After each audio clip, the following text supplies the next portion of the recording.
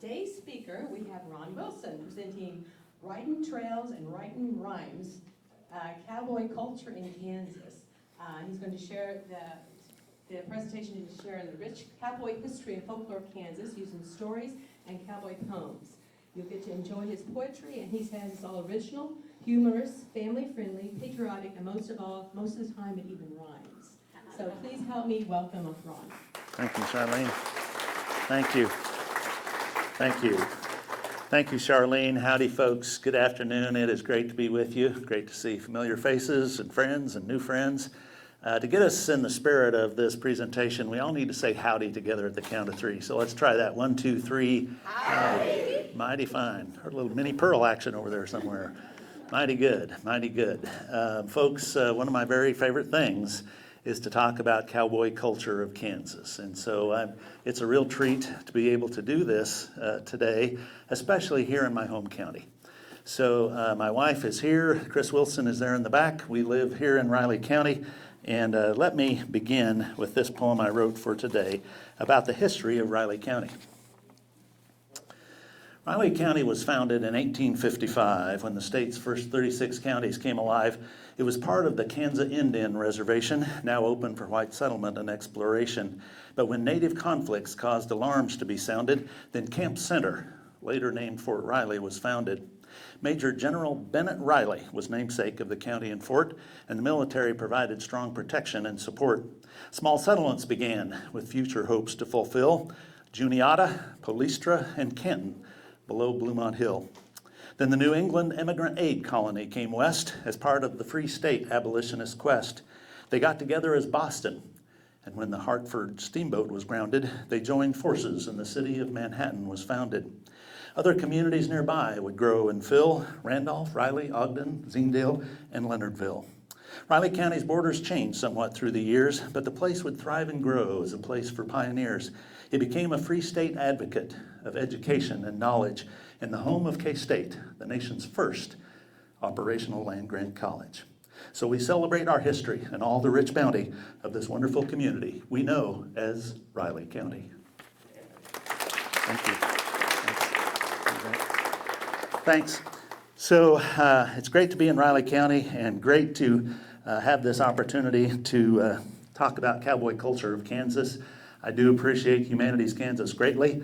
As Charlene mentioned, I think they got a grant through the Smithsonian, and it's made possible a Speakers Bureau for a number of us to go across Kansas and share Kansas folk life and traditions. And so how about another round of applause for Humanities Kansas, huh? So my presentation is Ridin Trails and Writin Rhymes, and it is in conjunction with America 250. And so let me share this poem that I've written in honor of America 250. July 4, 2026 is 6 days away, a year when America's history will be found in full display. It was 250 years ago our founders heard liberty's call and signed the Declaration of Independence in Independence Hall. It was the beginning of our country as a free and independent nation, so today we join in the America 250 celebration. As part of this history, after the American Revolution, let's celebrate the American cowboys' contribution. For example, it was pioneers and cowboys who came west, with taming the frontier as part of their quest. On the great cattle drives, with hazards unsparing, the cowboy was known for strength, independence, and daring. Now the cowboy is a symbol for the world to see, and a valued part of our nation's history. Modern cowboys manage risk, work hard, and are thrifty, so we celebrate their contributions as part of America 250. Thank you. So, as I say, this is a very special time, and 250 years, there's a whole lot of different threads of history that we could think about. Our founders, obviously, and the Revolutionary War, the Declaration of Independence. But I was really, really pleased that Congressman Ron Estes of Wichita took the lead on a congressional resolution on a bipartisan basis with members of both sides of the aisle to introduce a congressional resolution that would recognize the history of the cowboy and the historic cattle trails as part of that America 250 celebration. And I have copies of Congressman Estes's resolution Over here, the printout from the Congressional Record, along with some other handouts of other things that are cowboy history related that we're doing, and you're welcome to pick up those handouts. And that opening poem I did about Riley County, I have extra copies of that for you, so you're welcome to that as well, and some of my old cowboy poetry books also. So I appreciate Congressman Estes, and appreciate this opportunity to share this cowboy history. So who here before today has heard of cowboy poetry? So almost everybody has. Some time ago, I was with a fellow from Seattle, Washington, and we were talking about what we do for fun, and when I got to cowboy poetry, he said, wait a minute, time out. He says, I'm from the city of Seattle. He said, I'm from an urban area. He said, what in the world is cowboy poetry? I said, well, in a nutshell, it's the opposite of good poetry. Right, folks? This is not fancy classroom literature we're talking about here. It is cowboy poetry. It's just for fun. It doesn't put on any airs, but it celebrates the great American West. And so I'm going to talk about the cowboy culture of Kansas through the eyes of a cowboy poet and share a number of examples along the way. Some time ago, I signed up for a festival in Topeka and got a look at the participants list, and oh my goodness, there were symphonic performers and painters and artists. And I said, what in the world is a cowboy doing in this crowd? So I thought that I should do a poem that kind of reminds us of our cowboy heritage in Kansas. And so I wrote this poem. It's called Kansas, a Cowboy State. Kansas is a cowboy state. It's in our legacy. Kansas blazed a trail throughout Western history. It all started with the Native American Indian, as you know, who roamed the open prairie and hunted buffalo. Then explorers came west, braving harsh conditions, Coronado, Lewis and Clark, and John C. Fremont's expeditions. U.S. Army soldiers came out west to build forts, Fort Leavenworth, Fort Scott, Hayes, Larned, Harker, and Riley, of course. When Texas Longhorns needed to be shipped east by rail, they drove those cattle to Kansas up the long Chisholm Trail. It was the toughest cattle drive those cowboys had ever seen, to Dodge City, Newton, Caldwell, Wichita, Ellsworth, and Abilene. The townsfolk knew they'd better have things all battened down, because some cowboys sure went wild when they finally got to town. They'd gamble and shoot and drink up their fill, and a few left their graves up on top of Boot Hill. But like everything else, those times went through change. Homesteaders built fence where there was open range. Brave settlers came west and made a homestead as their perch and built the institutions of the home, the school, the church. In the heart of a Kansan, the cowboy spirit lives on, and the values our people will still draw upon. They work hard and play hard, are honest and free. Values that matter to you and to me. It's part of the character that makes Kansas great. So we're thankful that Kansas is a cowboy state.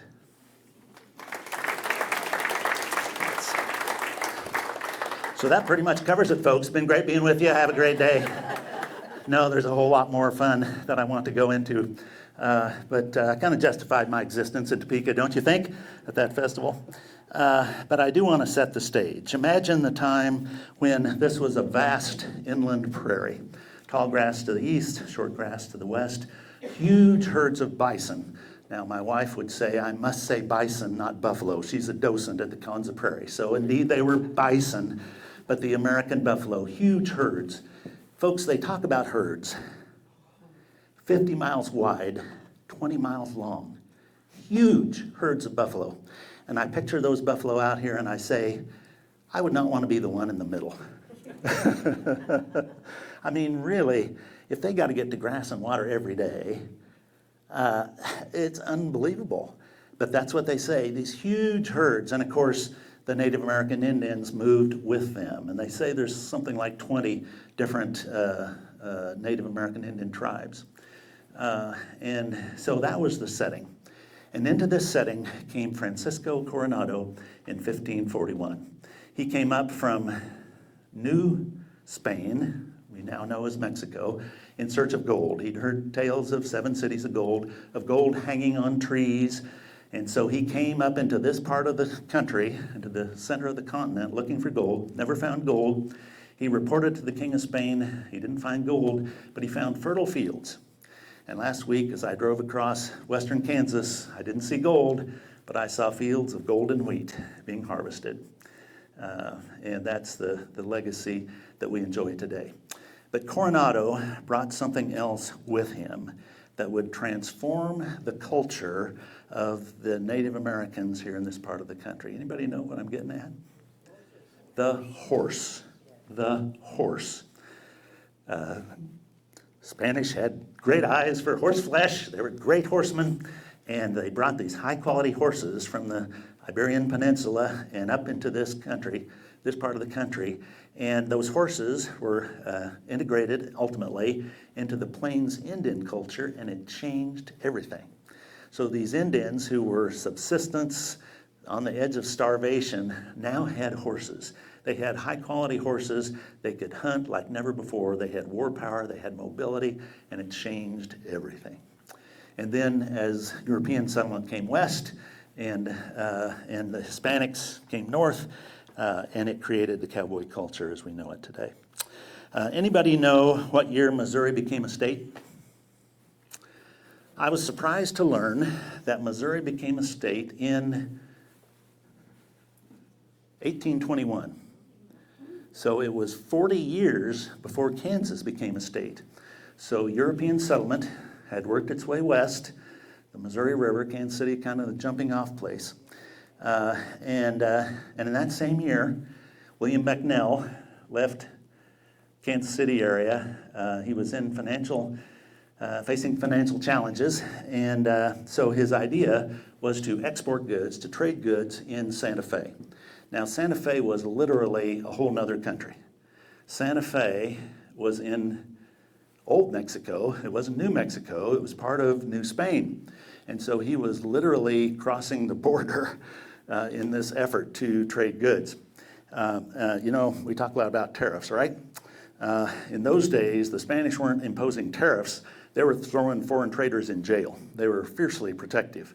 But William Becknell's timing was perfect, because by the time that he got to Santa Fe, Mexico had just won independence from Spain. And unlike the Spanish, the folks in Santa Fe, New Mexico, what would become New Mexico, welcomed trade with their neighbor to the north. They wanted goods from the United States. And so they welcomed William Becknell with open arms. He brought $300 worth of trade goods with him from Kansas City. He went home with $6,000 in silver coins. Pretty good return on investment. And the story is that as he got back to his hometown in Missouri, he rode down the main street, saddlebag split open, and a river of coins flowed across the street. Now that would get people's attention. And sure enough, other people said, wow, there's money to be made in Santa Fe. And so other traders began going down and back, a two-way. So the Santa Fe Trail became the great highway of commerce to the southwest. That was the Santa Fe Trail. Then there was the Oregon Trail. And if the Santa Fe Trail was a trail of commerce primarily, the Oregon Trail was primarily a trail of migration. So there was free land in Oregon, and so settlers took off from the Kansas City area, crossed northeast Kansas and on up toward Oregon.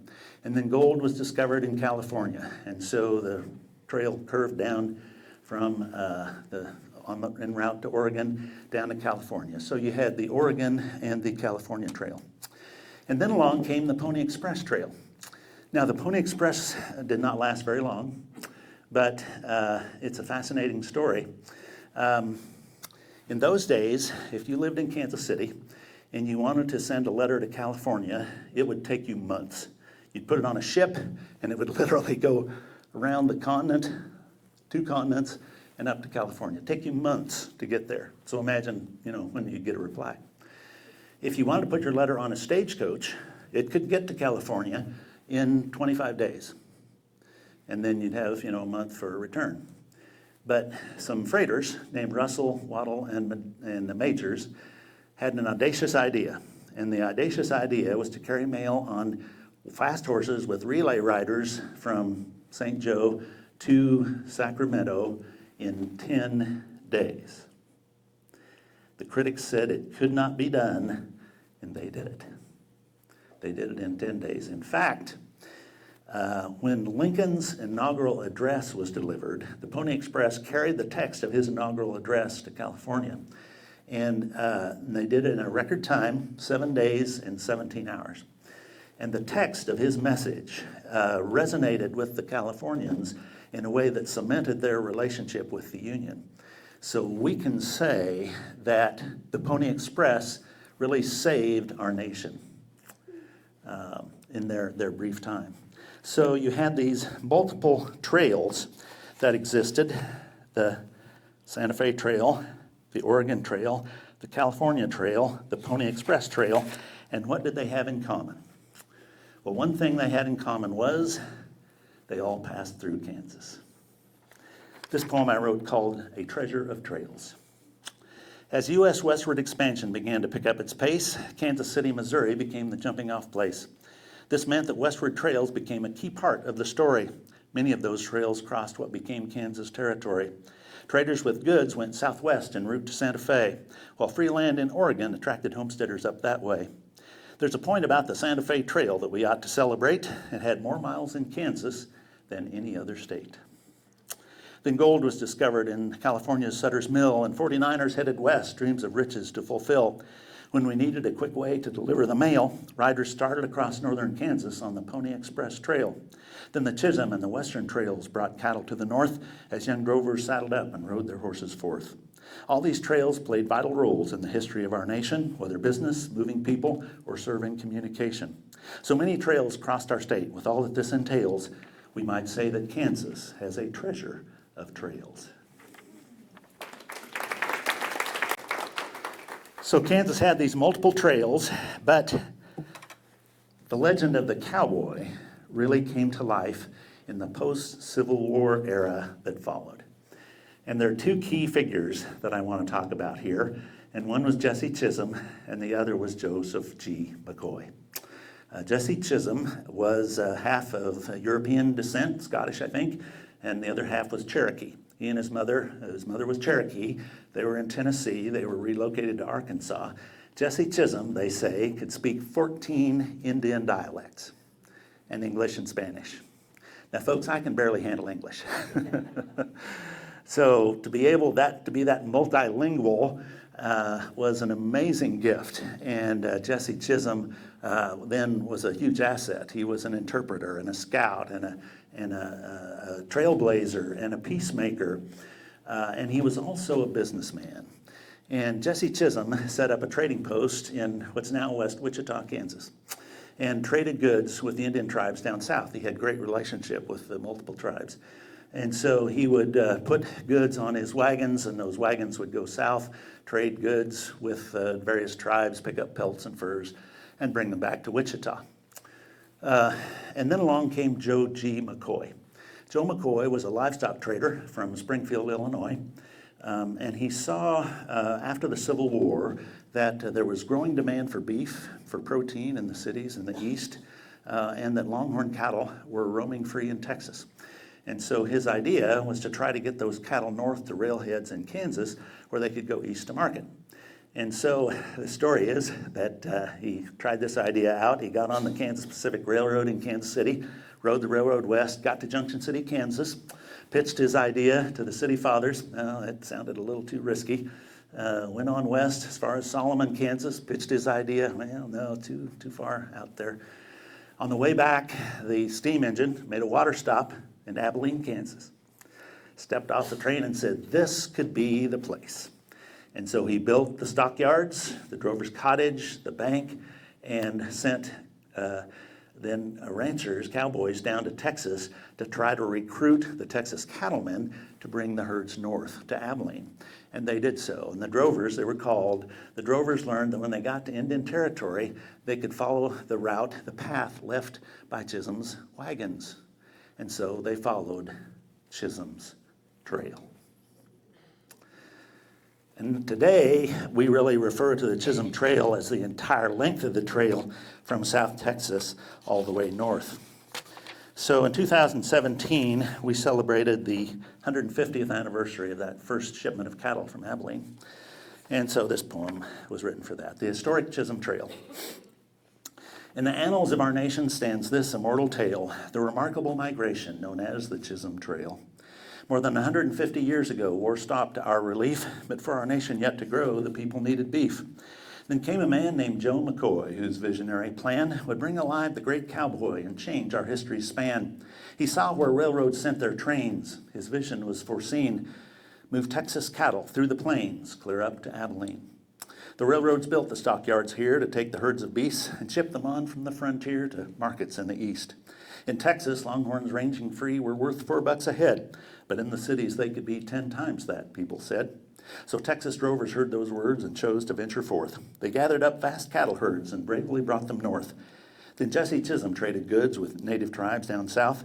His wagons rolled through plains and woods in times of rain and drought. The drovers learned to follow trails where Chisholm's wagons passed that led them through frontier travails to journey's end at last.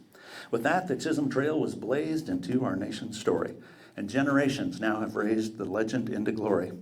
Those cowboys tamed the wild, wild west with bravery unsparing. They earned their place in history's quest with courage, brave, and daring. Today, in our mind's eye, we see the spectacle they brought of cowboys ranging wild and free in spite of dangers fraught. The bawl of steer, the neigh of horse, the sizzle of a brand would set the stage for this route's course on up to Kansas land. So now we pause to celebrate and honor without fail the vision which they did create, the historic Chisholm Trail.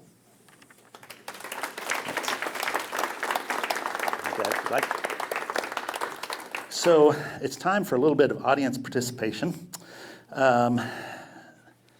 Folks, this was all about the longhorn cattle.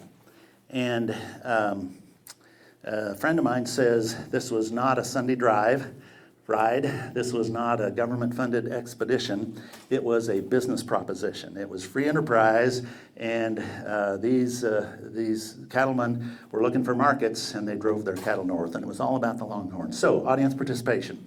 Hold up your hand like this if you would. Now fold your thumb in like so.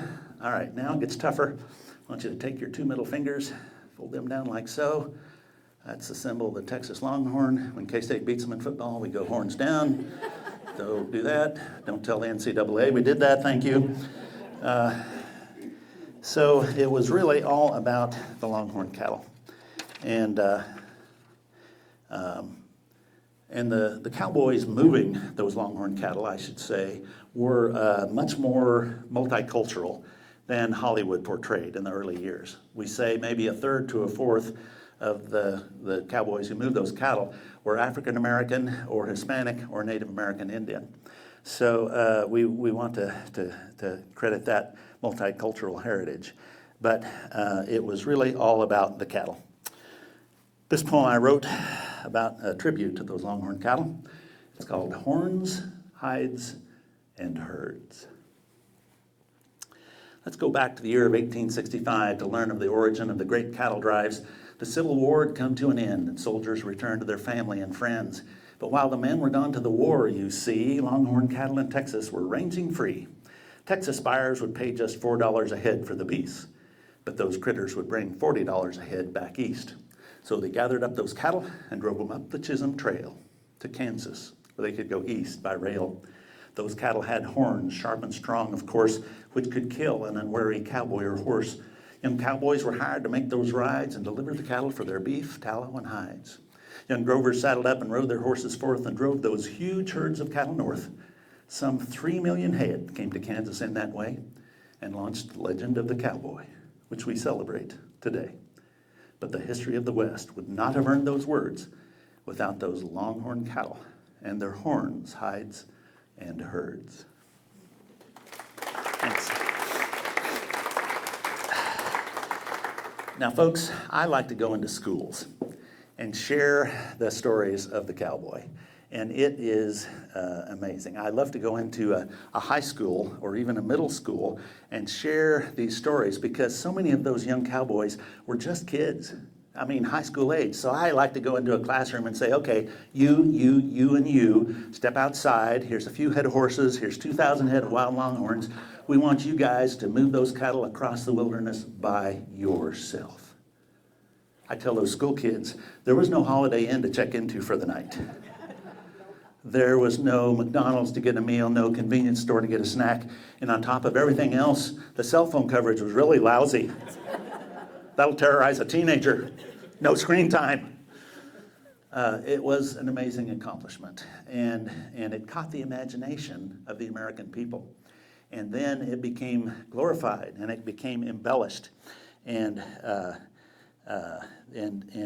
legend of the cowboy grew. I need a little more audience participation. So hold up your hand like this. All right, this time take your thumb and first finger, bring it around, and put it on your nose like you just smelled a skunk, okay? I hope the photographer gets this, because this is a typical evaluation for my performance right here. Thank you for doing that. This poem has a very modern title. It's called Extreme Makeover. I've been trailing this herd for 120 days, eating dust, pushing cattle, and gathering strays. My chaps are beat up, scratched and worn. My shirt's all ragged from mesquite thorns. My hat got stepped on by a hoss. My bandana's down to a total loss. My knees are showing through the holes. My boots are thin right down to the soles. I'm grimy and sweaty from head to toe, caked with dirt and manure smell also. Whew. Now, I finally made it to the end of the trail, but my aroma makes the city folks turn pale. All the dance hall girls say my looks need to change, that I've been way too long out on the range. So I think I've selected my future path. When I get paid in Abilene, I'm going to get me a bath.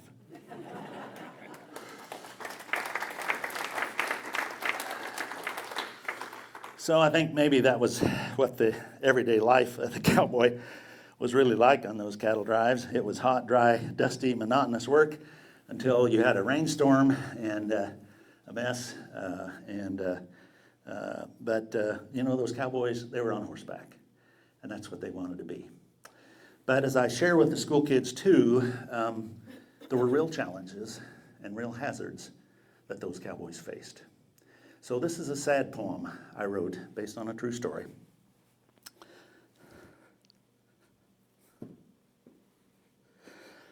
I originally entitled this poem Stampede, but I retitled it Love and Life Lost. Let me tell you a story of a hot summer night. We were trailing a herd for Charlie Goodnight. We camped for the night in Indian Territory. I'll never forget the terrible story. I sat by young Billy near the chuck wagon that night, ate beef, biscuits, and beans by the campfire light. I asked Billy why he'd chosen the cowboy life. He said to make money, to take him a wife. He was going to save his earnings and no longer roam and marry the girl that he'd left back home. Her name was Mary, as pretty as pie. That thought made him smile and brought a spark to his eye. It took our minds off this hard trail for a bit when suddenly the devil's own thunderstorm hit. A bolt of lightning tore through the skies. The longhorns panicked with fear in their eyes. They started to run as we went for our steeds. My heart was pounding. It was a stampede. I was pelted with rain as I spurred my cayuse. We tried to head them, but it looked no use. We got to the leaders and caused them to turn, to mill and slow down as we'd come to learn. We all rode back to our original camp, soaked and discouraged with everything damp. We would gather the cattle at the first light of dawn, but something was wrong. Young Billy was gone. When daylight came, we found where he'd fell, trying to head them as they ran pell-mell. Young Billy was dead. You could see at a glance. When his horse stumbled, he hadn't a chance. So Jake got a shovel and dug him a grave as we gathered the cattle and brought in the strays. And we buried him there on the windswept prairie, where young Billy will never get home to his Mary.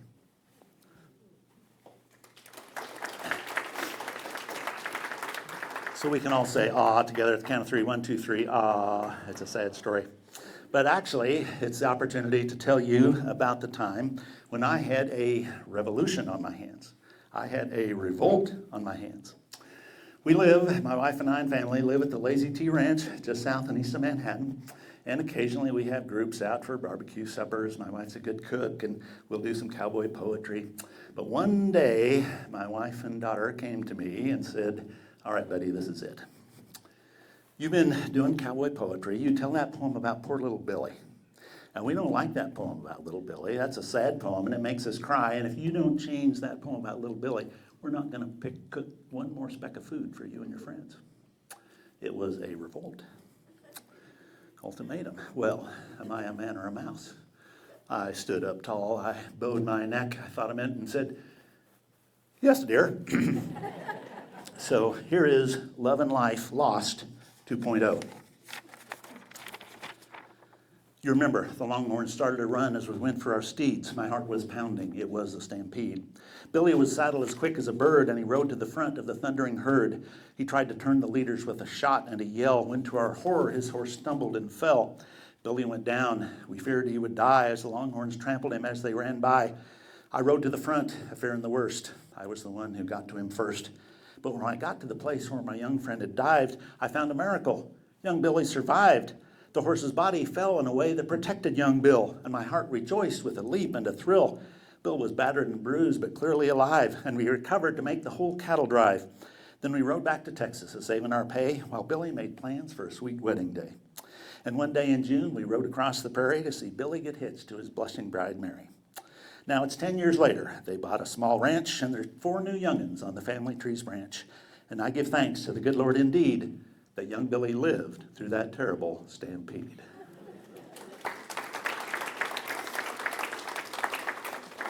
Are you happy now? Is that okay? Is that better? Okay, fine. I'm just so fascinated by the cattle drive and what those cowboys and those drovers went through. But when those Longhorns came north, they brought something with them. And that was what was called Texas fever, sometimes called Spanish fever. And so imagine you're a farmer in Kansas, and you got a milk cow for food and a couple of oxen to pull your plow and your wagon. And a Texas cattle drive, Longhorns come through your area, and 2 weeks later, all your cattle are dead. You've lost everything. And it was Texas fever. And so the homesteaders and the locals got up in arms about this. And so the Texas legislature put in a quarantine line and said, you cannot bring your Texas Longhorns past this point. And at first it was kind of in the Abilene area. And the homesteaders were up in arms about these losses. And so the legislature moved the quarantine further west. And the cattle drives went west to Ellsworth. And Newton and Abilene and Wichita, rather, were all in this sequence. And the locals got up in arms, and the legislature responded, moved the quarantine line further west. And then Dodge City on the Western Trail became the destination. They became the queen of the cowtowns, huge number of cattle that went through the Western Trail through Dodge City. But the locals got up in arms, and they moved the quarantine line west to the Colorado border, and eventually the cattle drives were shut down altogether. Well, it turns out that the Texas fever was not a cattle disease, and it was not harmful to humans at all, but there were ticks that had grown up on those Texas Longhorns, and the ticks carried a little microorganism parasite of some sort that was deadly to unexposed cattle. The Texas Longhorns had grown up with the ticks. They were immune, but when they got up to Kansas and those ticks dropped off the Longhorns and latched onto those unexposed Kansas cattle, it was deadly, 95% mortality. So USDA scientists actually figured out, veterinarians figured out that if you treated the tick, that solved the problem. But that was the end of the Texas cattle drives when they moved the quarantine line west to Colorado. So there's a whole lot of things that we credit with the history of the cowboy. This, anybody know where the cowboy boot was invented? There are a few guesses, but not a lot of certainty. We believe there's a very good case that the cowboy boot was invented in Olathe, Kansas. This poem is called The Cobbler and the Cowboy. Let me tell you a story back in 1875 when the history of the cowboy boot began to come alive. A Texas cowboy came riding in with his pards. He just delivered cattle to the Kansas City stockyards. When he got to Olathe, the cowboy made a stop to talk to Charles Heyer at the Heyer Boot Shop. Charles Heyer was a cobbler of German descent. Harness, boot, and shoemaking was how his time was spent. The cowboy told him he was tired of his old Civil War boots and wanted Heyer to make something better to suit. The cowboy wanted a pointed toe to fit the stirrups better, maybe with some fancy stitching to strengthen the leather. tall enough to protect him from brush or a snake attack, with a fancy high top and a scallop front and back. And he wanted a high heel that would dig into the ground if the cowboy roped a calf and it tried to run around.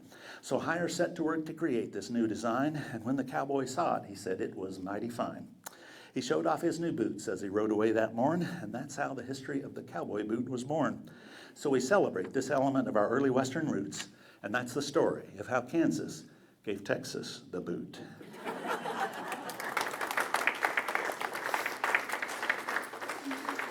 God bless Texas. God bless Texas. So we have all these things to credit the history of the cowboy with. And the cowboy's exploits became glamorized and embellished. A dime novelist named Ned Buntline came west and he heard these tall tales and he wrote them down and published these dime novels with the exploits of these wild cowboys in the West. And then other writers, Owen Wister wrote The Virginian, Zane Grey on up to Louis L'Amour, artists, Remington, Russell, all shared the exploits and the history of the cowboy. And then there was William F. Cody. Now, William F. Cody is an interesting character. Anybody been to Oakley, Kansas? Has anybody seen the big statue on the west side of Oakley? A few have, Charlie and others. William F. Cody was born in Iowa. He moved to Leavenworth, left home at 11, herded cattle, drove on a wagon train, supposedly served in the Pony Express. He became a buffalo hunter for the Kansas Pacific Railroad, which was building the railroad westward. So you've got all these big, brawny men building the railroad, right? You got to feed them. And how do you feed them in those days? I mean, without refrigeration? Good grief. And so they were building the railroad west. They had to feed them. And so they hired Buffalo Bill, among others, William F. Cody, to hunt buffalo and provide the buffalo meat for the men. It was the logical, perfect solution. This was a time when the average railroad worker was getting paid $30 a month, which is about what a cowboy drew. But Buffalo Bill Cody, in his role as a buffalo hunter, was paid by the railroad $500 a month. So it was a very valuable contribution, very, very important to the railroad as it went west. And then there's the example of Oakley. This poem is called The Legend of Buffalo Bill. In the late 1860s, the railroads built west, part of our nation's destiny made manifest. But all those railroad workers needed to eat, and the obvious solution was buffalo meat. William F. Cody hired on with the railroad then to hunt buffalo to provide meat for the men. His shooting demonstrated such excellent skill, his friends started calling him Buffalo Bill. But then they found another man using that name, and you can't have two men called the same, so they made a bet, as cowboys do, to see whose claim to the name was true. They had a hunt to see how many buffalo each could shoot. The one who got the most would win the dispute. They rode west of Oakley and started the hunt. The day ended with William F. Cody in front. The other fellow got 46, which was fine, but William F. Cody shot 69. He won that contest and much, much more, for he was Buffalo Bill Cody forevermore. He formed a Wild West show and toured the globe with wild cowboys and Indians in buffalo robes. He had Annie Oakley, a sharpshooter like they'd never seen. They performed for the president and even the queen. Now a monument stands on Oakley's west side, showing Buffalo Bill on his famous hunting ride. For in the history of the West, he is riding there still, the legendary showman we know as Buffalo Bill. You've been to Oakley, Charlie. You've been to Oakley. And Buffalo Bill's Wild West toured the globe, literally. I mean, it performed for the Queen of England and traveled all over. It was an amazing proposition. And he really promoted the legend of the cowboy. He glamorized the legend of the cowboy to huge audiences. Larry McMurtry, the Western writer, said that in his day, the most famous worldwide celebrity was Buffalo Bill Cody. Amazing. So Taylor Swift, take that, I guess. Amazing. And so the legend of the cowboy grew and was promoted and embellished in this way. And then along came Hollywood, and it was the era of the silent movies, right? And one of the silent movie stars was a cowboy, and of course Hollywood picked right up on this and shared these cowboy stories. And one of the early stars was a cowboy named Tom Mix. And he, in a way, set the pattern for the cowboy actors that followed. He wore a big old white hat and kind of flamboyant clothes. But this was the era of the silent movies, right? And so it goes way, way back. And it's kind of a tragic story, actually. Tom Mix was this rugged, good-looking cowboy, but he liked to do his own stunts. And unfortunately, he was doing the stunt one time and he got hit in the throat, and it damaged his voice box. And so when silent movies were coming to an end and the talkies were coming in, the talking motion pictures, you had this good-looking cowboy, Tom Mix, but he had this high, squeaky voice, and it did not translate to the talking motion pictures. And so, Tom Mix did not make the transition. Instead, other cowboys came on the scene, and including the singing cowboys. And if I was to say there were singing cowboys, what cowboys' names come to mind? Gene Autry, Roy Rogers. Those are the two biggies. And so I wrote this poem, Cowboys of the Silver Screen. In the old movies of decades ago, some singing cowboys would make the show. Gene Autry was one of the very first, when onto the public scene he burst. Then Roy Rogers, Dale Evans, and his horse Trigger would roam the West with courage and vigor. As a star, Roy's movie roles won cheers. Before that, he sang with the Sons of the Pioneers. Those cowboys won by doing good deeds. They brought us songs like Tumblin' Tumbleweeds. The bad guys were evil in hats black as sin. The good guy wore a white hat. You knew he would win. We're thankful for the heroes that they played and the good guy movies which they made. They were the best old movies we'd ever seen. So we're thankful for those cowboys of the silver screen.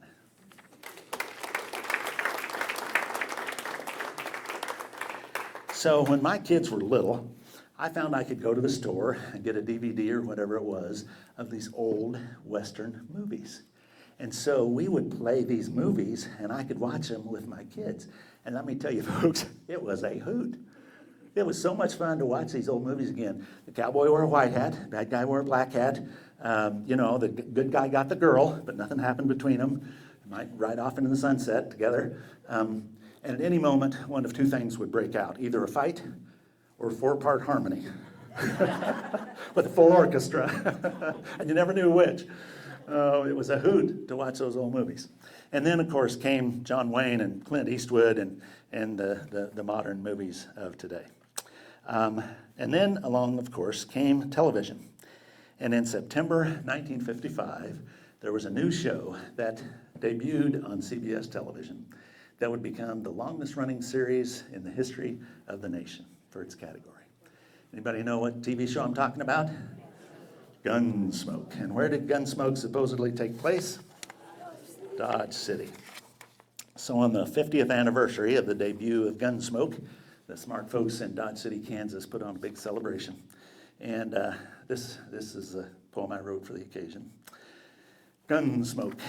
I can't believe it's been 50 years since the TV show Gunsmoke did first appear. In September 1955 came a new series that would grow and thrive.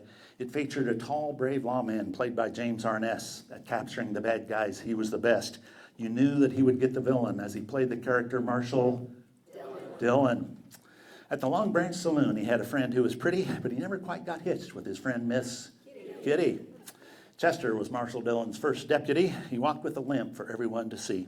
Then Festus Hagen came on the show, along with Newley and Quint and others also. Good acting, good writing, and other reasons kept that show going for 20 seasons. It was the longest running series in the history of our nation and provided entertainment for young and old generations. I can't believe it began some 50 years ago, but it brings back good memories of the Gunsmoke TV show. And then I added this P.S. When I visited Dodge City, one thing made me frown. Where were all those mountains he rode into whenever he rode out of town?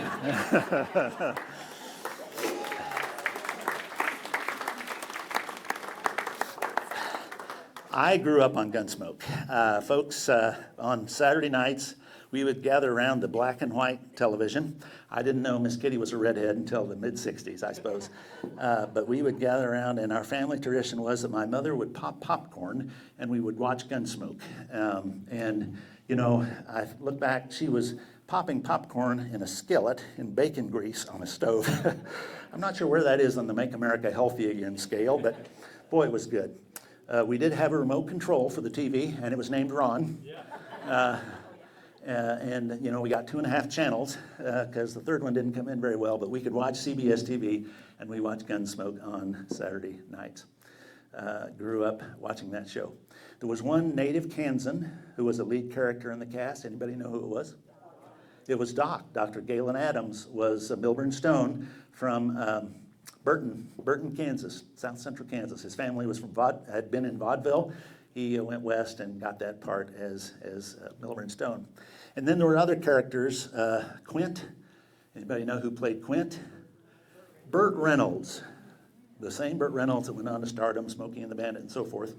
But he played the half-Indian blacksmith on the shows. And I asked that question, who played Quint? And it's always a woman who answers, Burt Reynolds, I've noticed. Great cast, great guest stars on Gunsmoke, phenomenal show. And the cowboy culture of Kansas continues today. We still have working cowboys. We still have fellas working horses and tending cattle. They may be riding a four-wheeler in addition to the horse. We have rodeo cowboys. We have feed yard cowboys. And I think the cowboy culture still lives on as people in Kansas appreciate the cowboy. So let me finish with this poem that I wrote for today, Ridin' Trails and Writin' Rhymes, the cowboy culture of Kansas. The cowboy culture of Kansas is what I want to emphasize with its legacy of the Western history that we prize. It's a rich pioneer heritage which I want to report with thanks to Humanities Kansas for their support. On the historic cattle trails along each daring cattle drive, the legend of the great American cowboy would come alive.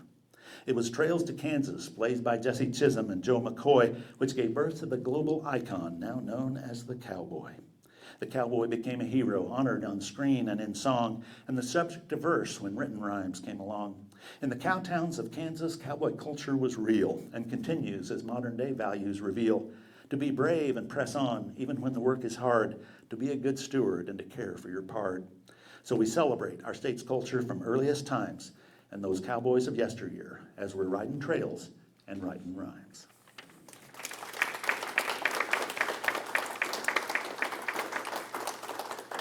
Thank you so much, folks. I do have some handouts, copies of anything that you're, we have the Kansas Cowboy Poetry Contest Finals coming up. You're all invited to that. That admission is free. That takes place on Friday, July 24. Friday night, 7 p.m., Flint Hills Discovery Center. The finals of the Kansas Cowboy Poetry Contest. That's a lot of fun, and we welcome you to turn out for that. Any comments, questions? Yeah, Marilyn? There's something very distinctive about cowboys. It's your apparel or your dress. So we need a poem related to belt buckles and cowboys. You're right, that there is something distinctive about this apparel, and somewhere I've got a poem about the boots and the hat. I talked about the boots.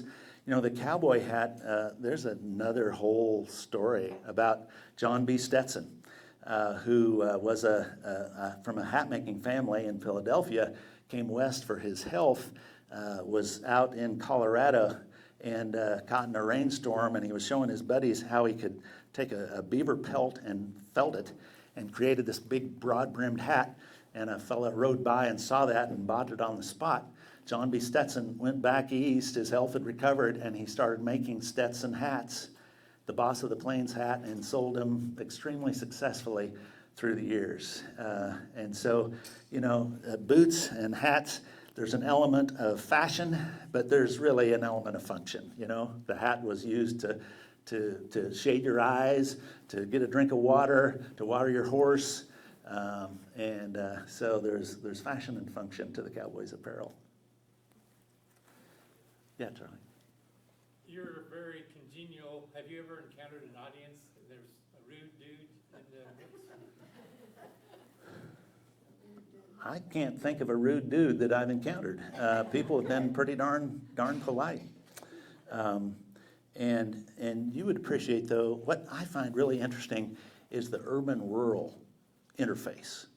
You know, when I rode my horse in the American Royal Parade in Kansas City through those skyscrapers, that was pretty cool. And even, you know, I found with an urban audience, they've never heard some of this goofy stuff. But they're really interested. So no, I can't think, I don't believe I've encountered a rude dude. My folks, people have been pretty good to me, all things considered, including y'all. Folks, thank you so much. Happy trails. Good afternoon. A quick announcement, next month's program is going to be Walking Through History on the Linear Trail. It's going to be talking about a project that's put up historical markers on the Linear Trail. So come back next month. That's going to be July 26th, same time, same location. Thanks.